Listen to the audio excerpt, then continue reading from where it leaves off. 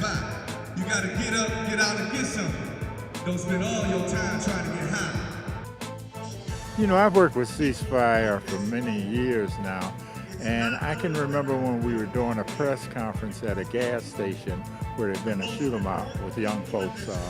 And the beauty of it is that CeaseFire moves in, establishes rapport with the young people, with the schools, with the ministers, and of course, with the Detroit Police Department in a manner that helps prevent violence before it even begins. And certainly once violence has occurred, my experience with CeaseFire is that CeaseFire moves quickly to intervene in a way where CeaseFire does not speak down to our young people.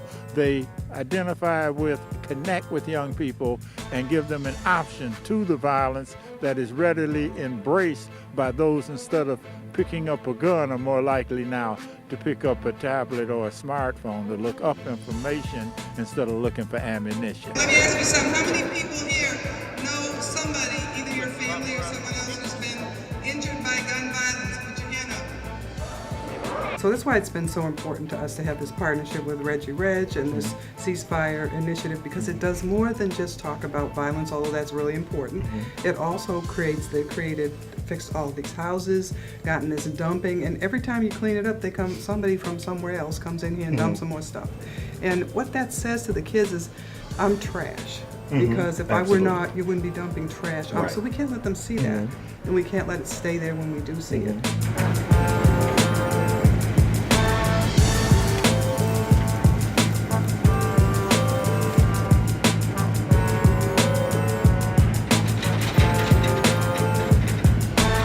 Pleasure to be working with you and working with the community, because you know what we do is a quality of life. Everything we do, anytime you call me, I know that we're going to enhance the quality of life for our neighborhood, for our people, and I'm all about it. And I got the resources with advanced disposal, so I'm here for you, brother. I'm at service. You don't hold down the community by, excessive violence, by just any negativity, really. You just got to stay positive, uplift the community, set an example, show them that you can boss up in different ways.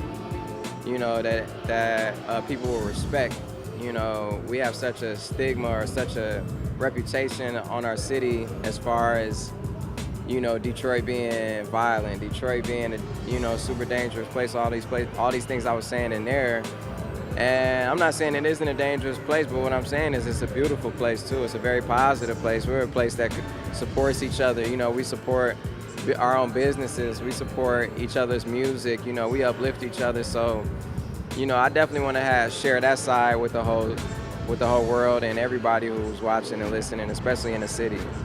I want you to know that the most important people in this room, it's not those that are going to be on the dais or coming to speak to you. The most important people in this room are sitting in these bleachers. Here we are in this school, community, high school, and we see the best coming up out of you. We see a 93 to 98% graduation rate. We see a staff that actually cares and loves you. And those words, that one word, L-O-V-E, is the vine that will actually help us to bring that out.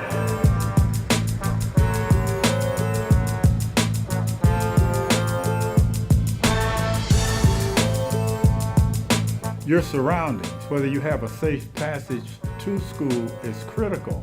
But also, let's make no mistake about it, this is a school located in one of the most economically devastated areas of America.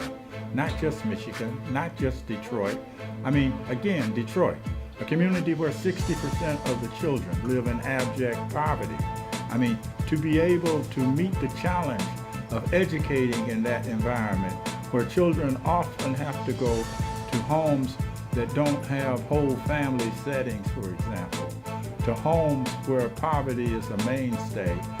The teachers and the administration at a school like Community High must grapple with so much more than a typical school day because of what takes place outside of school, before the student even takes off to come to school. And those conditions often hamper the learning process, making teaching and imparting knowledge a very difficult task.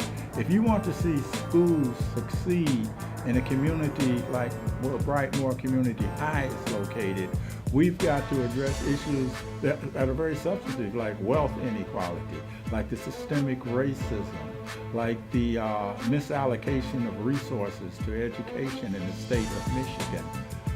All I'm saying is that given what she's working with, McPhail's doing a pretty good job here at Community High.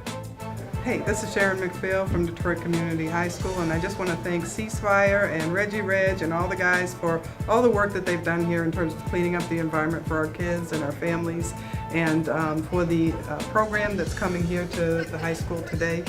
And our 8th graders are going to participate in it as well. And there is nothing like this anywhere, and without you guys, we wouldn't have had it, so thank you so much.